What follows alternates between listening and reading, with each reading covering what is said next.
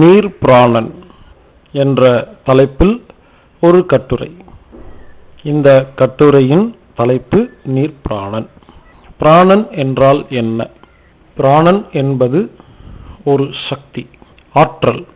இந்த சக்தியின் மூலமாக இந்த பிரபஞ்சம் இயங்கி வருகிறது.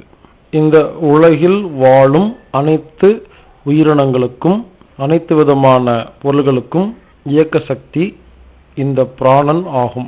பிராணன் என்பதை வீட்டில் உள்ள நாம் அன்றாட பயன்படுத்தும் கரண்டை போன்றது. நமது வீட்டில் கரண்ட் உள்ளது. அது வயரின் மூலமாக வீட்டில் அனைத்து இடங்களுக்கும் செல்கிறது. இந்த கரண்ட் மின் விசிறியில் நுழையும் பொழுது அது சுற்றுகிறது. அதே கரண்ட் ஒரு ரேடியோ பெட்டிக்குள் செல்லும் பொழுது அது பாடுகிறது. அதே கரண்ட் கிரைண்டருக்குள் செல்லும் பொழுது சுற்றுகிறது. அயன் பாக்ஸிற்குள் செல்லும் பொழுது சூடாகிறது. ஒவ்வொரு பொருளும், ஒவ்வொரு உயிரும் பிராணனை தனது இயக்க சக்திக்காக, தான் செய்ய வேண்டிய வேலைக்காக எரிபொருளாக பயன்படுத்தி கொண்டிருக்கிறது. ஆனால் ஒவ்வொரு உயிரும் பிராணசக்தியை உற்பத்தி செய்யும் விதமும், அதற்கு தேவையான மூலப்பொருளும் வேறு வேறு. உதாரணமாக, மனிதன் ஆக்சிஜனை எடுத்துக்கொண்டு அதன் மூலமாக பிராணனை உற்பத்தி செய்கிறான். பிராணனை உற்பத்தி செய்ய பயன்பட்ட ஆக்சிஜன் இப்பொழுது கார்பன் டை ஆக்சைடாக, அதாவது கரியமில வாயுவாக மாறுகிறது. இந்த கார்பன் டை ஆக்சைடு தாவரத்திற்குள் செல்லும் பொழுது அது பிராணசக்தியாக மாற்றுவதற்கான மூலப்பொருளாக பயன்படுத்துகிறது. ஒரு பொருளின், ஒரு உயிரின் கழிவு இன்னொரு உயிருக்கு, பொருளுக்கு மூலப்பொருளாக, சாப்பிடும் உணவாக இருக்கிறது. இதுதான் உலக நீதி. இதை புரிந்து கொண்டால் பல விஷயங்களை புரிந்து கொள்ளலாம். உதாரணமாக, நாம் மலம் செல்கிறோம். அந்த மலத்தை ஒரு நாய் சாப்பிடுகிறது. நமது கழிவுப் பொருள் ஒரு நாய்க்கு உணவாக இருக்கிறது. நாம் அசிங்கமாக, அருவருப்பாக நினைக்கும் நமது மலம் அந்த நாய்க்கு அமிர்தமாக இருக்கிறது. இதேபோல் ஒரு மரத்தில் ஒரு மாங்காய் இருக்கிறது. அது நாள்பட கனிந்து மரத்திலிருந்து கீழே விழுகிறது. அந்த மரம் எப்பொழுது அந்த மாம்பழம் அழுகி போகிறதோ அப்பொழுது வேண்டாம் என்று தூக்கி வெளியே வீசுகிறது. நாம் கீழே கிடைக்கும் மாம்பழத்தை ஆசையாக எடுத்து மாங்கனி என்று முக்கனிகளில் ஒன்றாக கருதி அதை ஆசையாக வாயில் வைத்து சுவைத்து சாப்பிடுகிறோம். ஒருவேளை அந்த மரம் நினைக்கலாம், எனது மலத்தை இந்த மனிதன் ஓடி வந்து சாப்பிடுகிறானே, எப்படி இவனால் முடிகிறது என்று அந்த மரம் யோசிக்க வாய்ப்புள்ளது. மரத்தின் மலம்தான் மனிதனின் உணவு, மனிதனின் மலம் நாய்க்கு உணவு. இதுதான் உலக நியதி. இது ஒரு சைக்கிள். இந்த சுழற்சியின் மூலமாகத்தான் இந்த உலகம் இயங்கி வருகிறது. பிராணன் என்பது ஒரு விதமான சக்தி. இந்த பிராணனின் மூலமாக தான் நாம் உயிரோடு வாழ்ந்து கொண்டிருக்கிறோம். ஒவ்வொரு மனிதனுடைய உடலிலும் பிராணமய கோஷம் என்று கண்ணுக்கு புலப்படாத சக்தி உள்ளது. நமது உடலில் உள்ள அனைத்து செல்களும், உறுப்புகளும் அந்த சக்தியின் மூலமாகத்தான் இயங்கிக் கொண்டிருக்கிறது. எப்பொழுதெல்லாம் நமக்கு அதிக சக்தி கிடைக்கிறதோ அதை நமது உடல் பிராணனாக மாற்றி சேமித்து வைத்துக் கொள்ளும். நாம் கரண்டை சேமித்து வைத்துக் கொள்வதற்கு சப்ஸ்டேஷன் என்ற மின்சாரத்தை சேமிக்க வைக்கும் ஒரு அமைப்பை பயன்படுத்துவது போல நமது உடல் பிராணசக்தியாக மாற்றி சேமித்து வைக்கிறது. ஒரு சில மனிதர்கள் 1 மணி நேரம் பேசியவுடன் களைப்படைந்து விடுகிறார்கள். ஒரு சிலர் எவ்வளவு நேரம் பேசினாலும் களைப்படுவதில்லை. காரணம், யாருடைய உடம்பில் பிராணன் அதிகமாக இருக்கிறதோ அவர்களுக்கு பிராணத்தின் மூலமாக செலவு செய்து கொண்டே இருக்க முடியும். ஒரு மனிதனின் உயிர் அவன் சேர்த்து வைத்திருக்கும் பிராணசக்தி பொறுத்து வீரியமாக இருக்கும். மொத்த பிராணன் இழந்தவுடன் நமது உயிர் நம்மை விட்டு பிரிகிறது. எனவே ஒவ்வொரு மனிதனும் தெரிந்து கொள்ள வேண்டிய அத்தியாவசியமான ஒரு விஷயம் பிராணன். அடுத்த சப்டைட்டில், பிராணன் எப்படி பரிமாற்றப்படுகிறது. உதாரணமாக 2 பாத்திரத்தில் நீர் இருக்கிறது. ஒரு பாத்திரத்தில் 100 டிகிரி கொதிக்கும் ஒரு தண்ணீரும், இன்னொரு பாத்திரத்தில் 20 டிகிரி இருக்கும் ஒரு தண்ணீரையும் இரண்டையும் ஒன்று சேர்த்தினால் என்னாகும்? இப்பொழுது மொத்த தண்ணியும் ஒரு 50 டிகிரி அல்லது 40 டிகிரிக்கு வந்துவிடும். அதிக சூடும் அதிக குளிர்ச்சியும் ஒன்று சேரும் பொழுது நார்மலான சாதாரண வெப்பநிலைக்கு தண்ணீர் மாறுகிறது. அதேபோல் ஒரு பொருளில் 1000 மதிப்புக்கு பிராணன் இருக்கும் பொழுது இன்னொரு பொருளில் 500 மதிப்புக்கு பிராணன் இருந்தால் 2 பொருளும் ஒன்று சேரும் பொழுது மொத்தம் 1500 மாறி பின்பு 750 பிரிந்து இரு பொருளுக்கும் 750 அளவு மாறிவிடும். இதுதான் பிராணன் பரிமாறப்படும் உண்மை. உதாரணமாக சில சாமியார்களை தொடக்கூடாது என்று கூறுவார்கள். ஏனென்றால் அவர்கள் மனதையும் உடலையும் ஆரோக்கியமாக வைத்துக் கொள்வதற்காக பல பயிற்சிகளை செய்து அவர்கள் உடலில் அதிகப்படியான பிராணனை சேமித்து வைத்து வாழ்ந்து கொண்டிருப்பார்கள். சாதாரண மனிதர்களும் நோயாளிகளும் உடலில் பிராணன் இல்லாத பற்றாக்குறை உள்ள மனிதர்களும் அவரை தொடும் பொழுது உடனடியாக அவருடைய பிராணன் நோயாளியின் உடலுக்கு பாய ஆரம்பிக்கிறது. எனவேதான் பலர் தங்களை தொடக்கூடாது, தூரமாக நின்று பேச வேண்டும், பார்க்க வேண்டும் என்று அறிவுறுத்தப்படுகிறார்கள். அக்குபஞ்சர், அக்குப்ரெஷர், டச் ஹீலிங், தொடு சிகிச்சை, பிராண சிகிச்சை இதெல்லாம் இது சம்பந்தப்பட்டதுதான். நோயாளியை டச் தெரப்பி என்ற முறையில், தொடு சிகிச்சை என்ற முறையில் ஒரு சிகிச்சையாளர் தொடும் பொழுது அவர் உடலில் பிராணனை அனுப்பி நோய்களை குணப்படுத்த செய்கிறார்.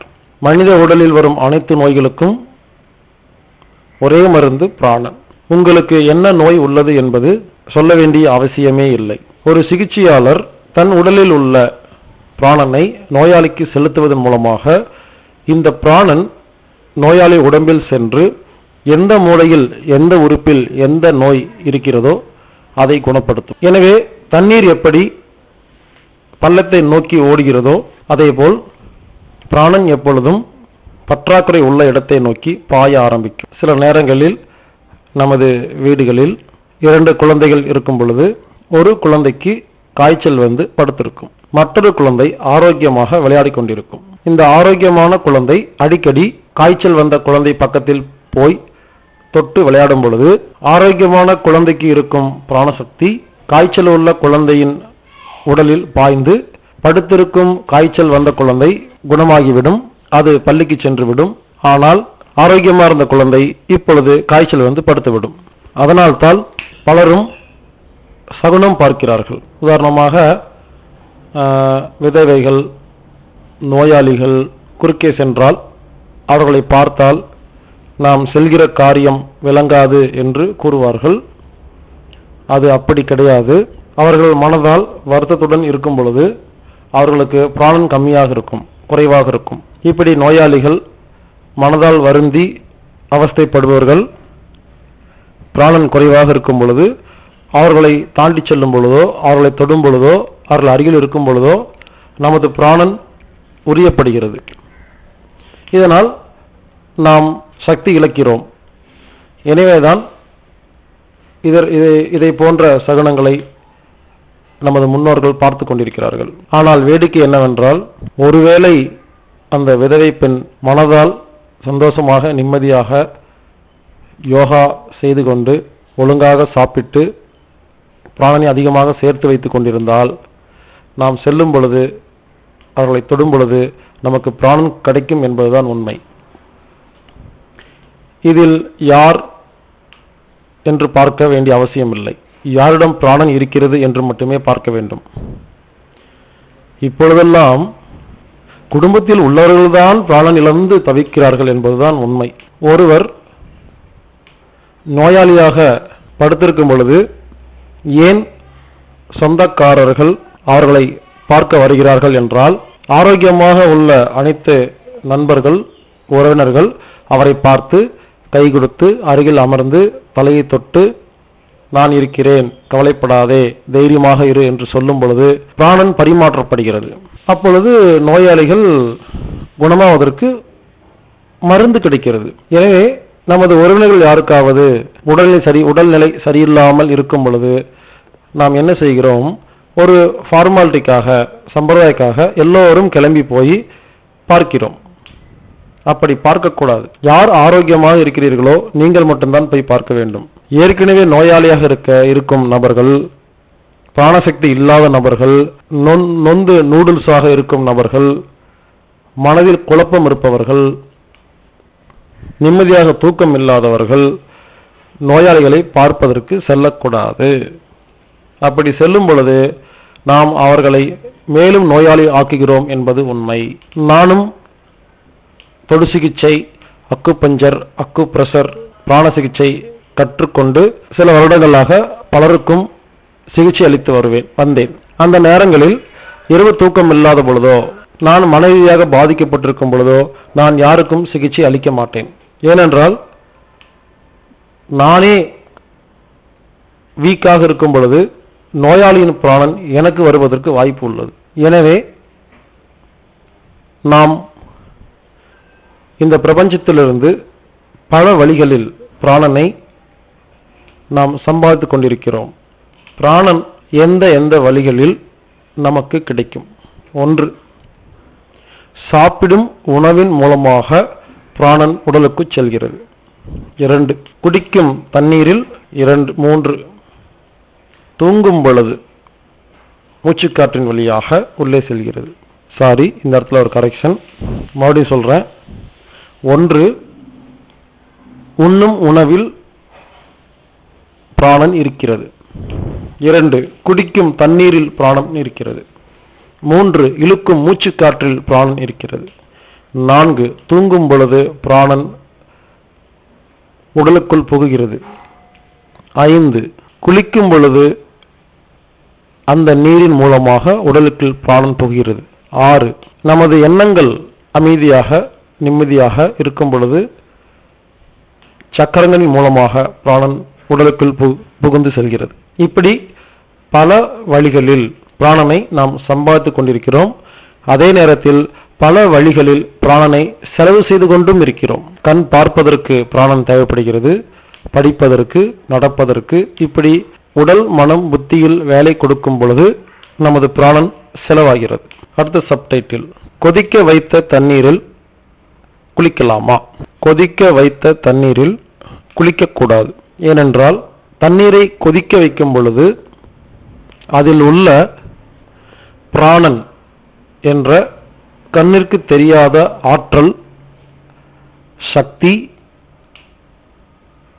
தண்ணீரை விட்டு வெளியே செல்கிறது. தண்ணீரில் உள்ள உயிர் சக்தி பொருட்கள், ஆர்கானிக் மெட்டீரியல் அனைத்தும் ஆவியாகிவிடும். இந்த கொதிக்க வச்ச தண்ணீரில் நாம் குளிக்கும் பொழுது நாம் ஏற்கனவே பார்த்ததை போல பிராணன் உள்ள ஒரு பொருளிலிருந்து பிராணன் இல்லாத ஒரு பொருளுக்கு பிராணன் பரிமாறப்படும் என்ற நீதியின்படி கொதிக்க வைத்த தண்ணீரில் குளிக்கும் பொழுது அந்த பிராணன் இல்லாத தண்ணீர் நம் உடல் வழியாக கடக்கும் பொழுது நமது உடலில் உள்ள அனைத்து பிராணனையும் எடுத்துவிட்டு பாத்ரூமின் வழியாக அது வெளியேறி செல்கிறது.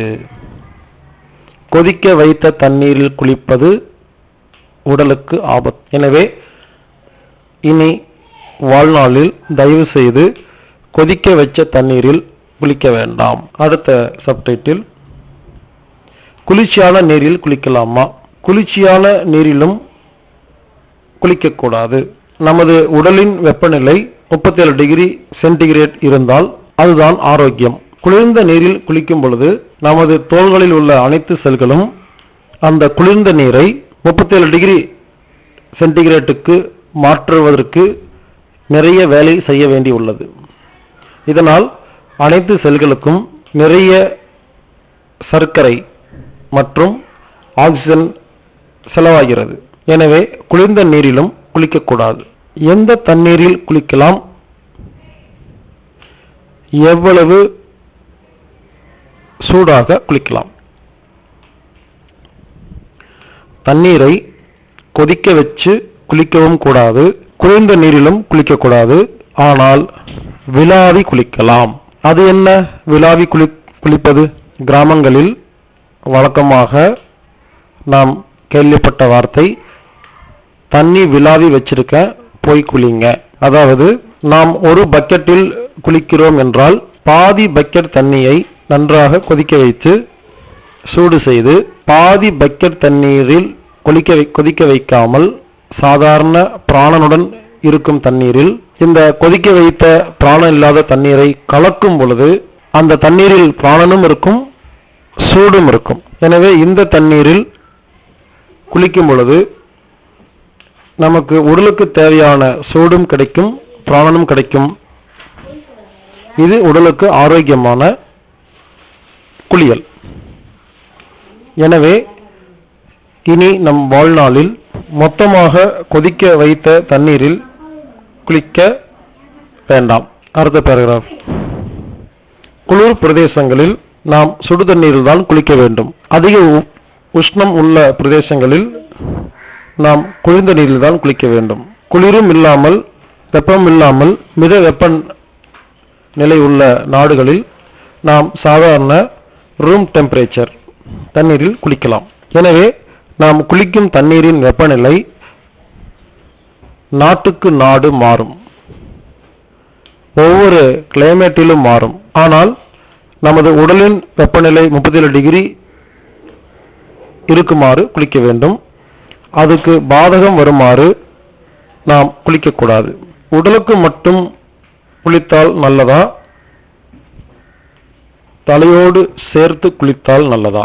குளித்தால் தலையோடு சேர்த்து குளிக்க வேண்டும். அதாவது முழு உடம்பிலும் தண்ணீர் பட வேண்டும். இல்லை என்றால் குளிக்கவே கூடாது. உடலுக்கு மட்டும் குளிப்பதால் உடலுக்கு ஆரோக்கியத்திற்கு கேடு வரும். அது எப்படி? நாம் உடலுக்கு மட்டும் குளிக்கும் பொழுது உடலின் வெப்பநிலை அனைத்தும், உடல் உஷ்ணம் அதிகமாகும் பொழுது, அதாவது உடலில் உள்ள அனைத்து தோள்களும் டெம்பரேச்சர் மாறும் பொழுது அதை சமாளிப்பதற்கு தலையில் உள்ள அனைத்து செல்களும் வேலை செய்ய ஆரம்பித்துவிடும். ஏனென்றால் கழுத்துக்கு மேலே தொண்டை, தாடை, தலை, மூளை ஆகிய பகுதிகளில் நீர் படாததால் உடலின் அனைத்து செல்களின் வெப்பநிலையும் சரி செய்ய வேண்டிய ஒரு நிர்பந்தத்திற்கு தலைப்பகுதி உள்ள செல்கள் உள்ளாக்கப்படுகிறது. இதனால் தலைப்பகுதி கடுமையான வெப்பத்திற்கு மாறுகிறது. எனவேதான் முடி கொட்டுதல், டென்ஷன், கோபம், பயம், மன ரீதியான நோய்கள், தூக்கமின்மை, மைக்ரேன், தலைவலி, சைனஸ் போன்ற பல பிரச்சனைகள் மனிதருக்கு வருகிறது. பொடுகு போன்ற பிரச்சனையும் வர வாய்ப்பு உள்ளது. எனவே குளித்தால் தலையோடு சேர்த்து குளிக்க வேண்டும், இல்லை என்றால் குளிக்கக்கூடாது. இது ஆண்களுக்கு ஒத்து வரும். ஆனால் பெண்களுக்கு கூந்தல் நீளமாக இருப்பதால் நாங்கள் தினமும் தலைக்கு எப்படி குளிக்க முடியும் என்று ஒரு கேள்வி உள்ளது. பெண்கள் உடலுக்கு மட்டும் குளித்துக் கொள்ளலாம். ஆனால் அப்பொழுது சில முறைகளை கையாள வேண்டும். அது என்னவென்றால், ஈரத் துணியை தலையில் கட்டிக்கொண்டு குளியல் அறைக்குள் செல்ல வேண்டும். பின்பு உடல் முழுவதும் நீரை ஊற்றி குளிக்க வேண்டும்.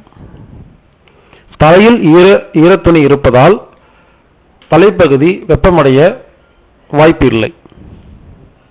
குளித்து முடித்து வெளியே வந்து துடைத்து துணியை மாற்றும் வரை தலையில் ஈரத்துணி இருந்து கொண்டே இருக்க வேண்டும். பிறகு அதை கழட்டினால் மேலே சொல்லப்பட்ட எந்த ஒரு வியாதியும் அவர்களுக்கு வராது. இது ஆரோக்கியமான குளியல். எனவே பெண்கள் உடலுக்கு மட்டும் குளிக்கும் பொழுது ஈரத்துணியை தலையில் கட்டிக்கொள்ளுங்கள். அடுத்த பேராகிராஃப். விலாவிய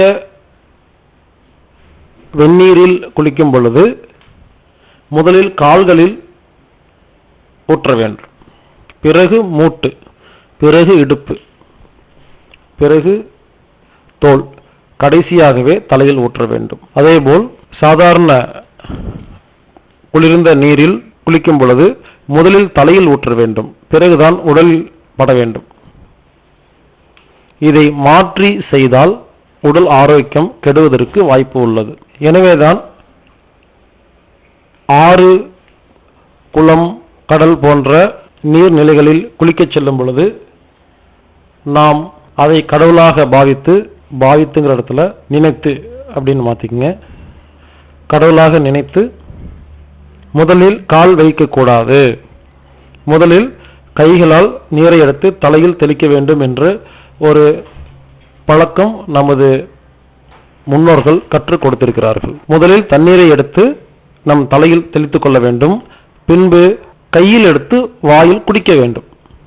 இந்த 2 காரியத்தையும் செய்துவிட்டு குளித்தால் அந்த தண்ணி நமது வெப்பநிலையை எந்த ஒரு கெடுதலும் செய்வதில்லை.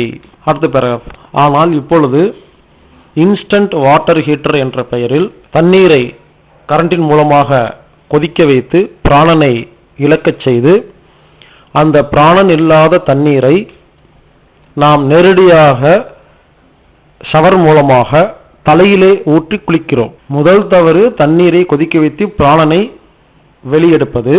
இரண்டாவது தவறு சுடுதண்ணீரை தலையில் ஊற்றுவது. இதனால்தான் இப்பொழுதுள்ள அனைத்து மக்களும் டென்ஷன், கோபம், பயத்துடன் சுற்றி கொண்டிருக்கிறார்கள். மனிதர்கள் ஏன் மனச்சாட்சி இல்லாமல் நாய் போல கத்துகிறார்கள் என்றால் அதற்கு காரணம் குளிக்கும் முறைதான். எனவே இனிமேல் பச்சை தண்ணீரில் குளிக்கும் பொழுது தலையிலிருந்தும் வெந்நீரில் குளிக்கும் பொழுது காலிலிருந்தும் குளிப்பதால் நாம் ஆரோக்கியமாக வாழ்வதற்கு ஒரு வழி பிறக்கும். கொதிக்க வைத்த தண்ணீரில் பிராணன் உள்ளதா? இல்லை. தண்ணீரை கொதிக்க வைக்கும் பொழுது அதில் உள்ள பிராணன் ஆவியாகிறது, எனவே அதில் இருக்காது. ஃபில்டர் செய்த தண்ணீரில் பிராணன் இருக்குமா? ஆம். தண்ணீரை ஃபில்டர் செய்யும் பொழுது அதில் உள்ள பிராணனுக்கு எந்த ஒரு பாதிப்பும் ஏற்படுவதில்லை. எனவே ஃபில்டர் செய்த தண்ணீர் பிராணன் உள்ள தண்ணீர் என்று எடுத்துக்கொள்ளலாம். பாட்டில் வாட்டர், கடைகளில் கிடைக்கும் பாட்டில்டு வாட்டர், அதில் பிராணன் உள்ளதா? கண்டிப்பாக பாட்டில்டு வாட்டரில் பிராணன் உள்ளது. ஆனால் இயற்கையான தண்ணீரில் உள்ள சத்து பொருள்கள் அதில் கிடையாது என்பது வேறொரு உண்மை. அடுத்த சப்டைட்டில். போர்வெல் தண்ணீரில் பிராணன் உள்ளதா? எல்லா போர்வெல் தண்ணீரிலும் பிராணன் இருப்பதற்கு வாய்ப்பில்லை. சில போர்வெல் தண்ணீரில் பிராணன் இருக்கும் அல்லது இருக்காது. ஏனென்றால் பூமிக்கடியில் சில இடங்களில் விஷவாயுக்களும் பிராணன் இல்லாத ஒரு நிலைமையும் இருக்க வாய்ப்பு உள்ளது. எனவே போர்வெல் தண்ணீரை உடனடியாக குடிக்கக்கூடாது. சில நேரங்களில் அது உயிருக்கு ஆபத்து கூட ஏற்படுத்தும். எனவேதான் நமது முன்னோர்கள் போர்வெல் தண்ணீரை எடுத்தவுடன் முதலில் அதில் மீன்களை போட்டு சோதிப்பார்கள். 24 மணி நேரம் மீன் உயிரோடு வாழ்ந்தால் அந்த தண்ணீரில் பிராணன் உள்ளது என்று நாம் அதை பயன்படுத்தலாம். போர்வெல் தண்ணீரில் விட்ட மீன் இறந்துவிட்டால் அந்த போர்வெல் தண்ணீரை பயன்படுத்தக்கூடாது. அடுத்து, ஆற்று நீரில் பிராணன் எவ்வளவு இருக்கும்? ஆற்றில் நீரில்தான் அளவுக்கு அதிகமாக பிராணன் இருக்கும். ஏனென்றால் அது ஓடிக்கொண்டிருக்கும். ஆற்று நீர் வேகமாக ஓடிக்கொண்டிருப்பதால் அது பூமியில் உள்ள பிராணனையும் எடுக்கிறது, காற்றில் உள்ள பிராணனையும் எடுக்கிறது. எனவே ஆற்று தண்ணி தான் குளியலுக்கு மிகச் சிறந்த தண்ணீர். சனி நீராடு என்று ஒரு பழமொழி நமது தமிழில் உள்ளது. இந்த சனி என்றால் சனிக்கிழமை என்பது அர்த்தம் கிடையாது. சனி என்றால் தமிழ் தெரிந்த பெரியோர்களை கேட்டு பாருங்கள், அது ஓடுகின்ற குளிர்ந்த என்ற பொருளும் உண்டு. எனவே ஆற்று நீரில் குளிப்பது உடலுக்கு மிக மிக நல்லது. நாம் 1 மாதமாக தினமும் 1 மணி நேரம் யோகா செய்து மூச்சு பயிற்சி செய்து கிடைக்கும் பிராணனை ஆற்று தண்ணீரில் குளிக்கும் பொழுது ஒரே முறை குளித்தாலே எடுத்து விடலாம். கடல் தண்ணீரில் பிராணன் உள்ளதா? கடல் தண்ணீரில் பிராணன் உள்ளது, அளவுக்கு அதிகமாக உள்ளது. ஆனால் அளவுக்கு அதிகமான உப்பும் இருப்பதால் அது நமது உடலில் சேர்வதற்கு சற்று கால தாமதம் ஆகிறது. எனவே கடல் நீரை விட ஆற்று நீர் மிக மிகச் சிறந்தது. ஆனால் கடல் நீரில் குளிக்கும் பொழுது இன்னொரு நன்மை கிடைக்கிறது. எப்பொழுது உப்பு தண்ணீரில் குளிக்கிறோமோ நமது உடலில் உள்ள அனைத்து கரண்ட்டும் ரீஸ்டார்ட் ஆகிறது. அதாவது நெகட்டிவ் எனர்ஜி அனைத்தும் பாசிட்டிவாக மாற்றப்படுகிறது. எனவேதான் நமது முன்னோர்கள் கிராமங்களில் சாவுக்கு எலவுக்கு சென்று வந்தால் முதலில் கல்லுப்பை போட்டு கரைத்த தண்ணீரில் குளித்துவிட்டுத்தான் வீட்டிற்குள் நுழைவார்கள். இதை நாம் மறந்துவிட்டோம். எனவே யாராவது நெகட்டிவ் வைப்ரேஷனுடன், கெட்ட எண்ணங்களுடன், தவறான எண்ணங்களுடன் அல்லது நமக்கு நாமே தாழ்வு மனப்பான்மை உள்ளவர்கள் தினமும் முதலில் உப்பு தண்ணீரில், கல்லுப்பை தண்ணீரில் கலந்து அதில் தலையோடு குளித்துவிட்டு அதன் பிறகு சாதாரண தண்ணீர் குளித்தால் நமது எண்ணங்கள் பாசிட்டிவாக மட்டுமே இருக்கும், நேர்மறையான எண்ணமாக மட்டுமே இருக்கும்.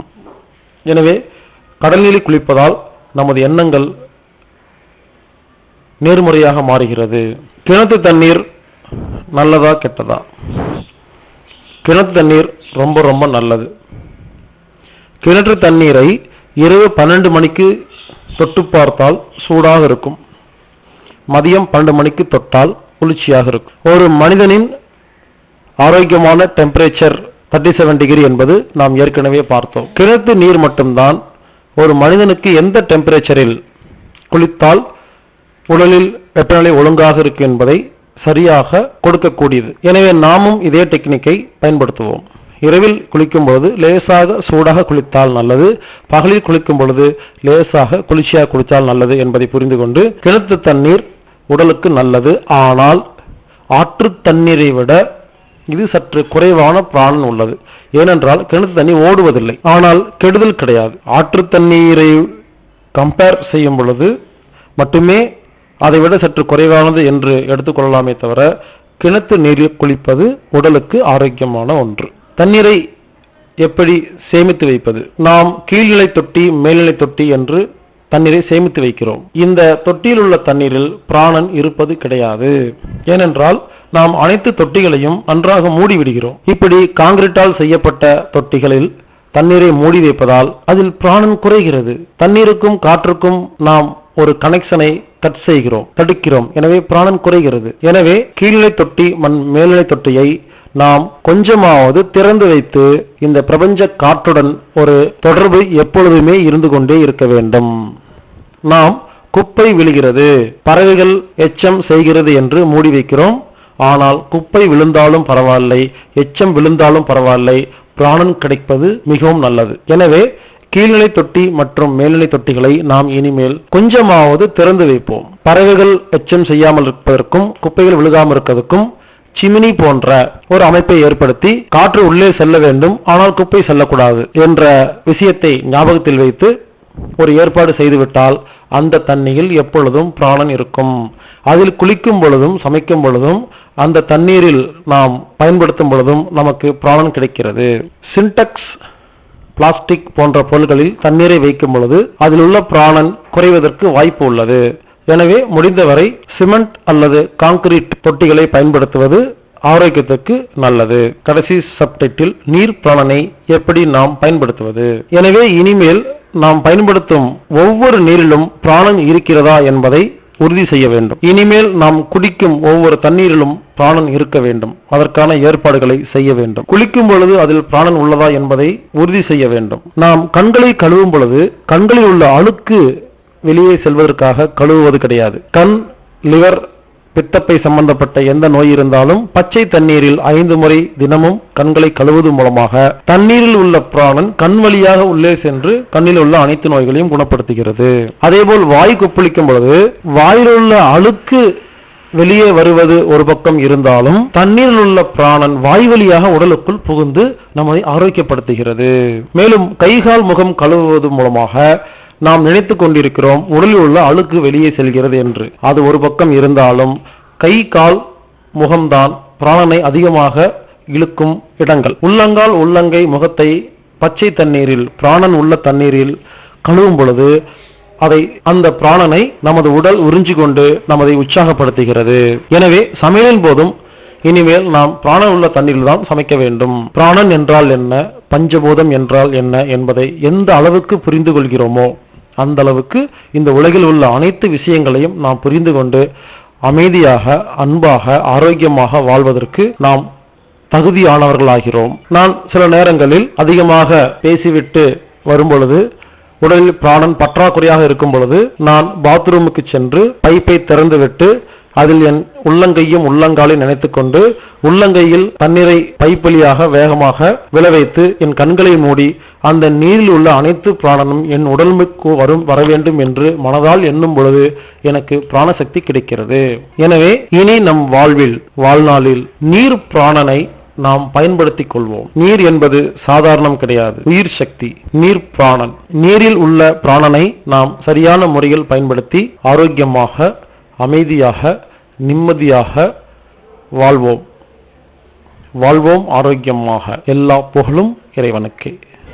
நன்றி. வாழ்க வையகம்.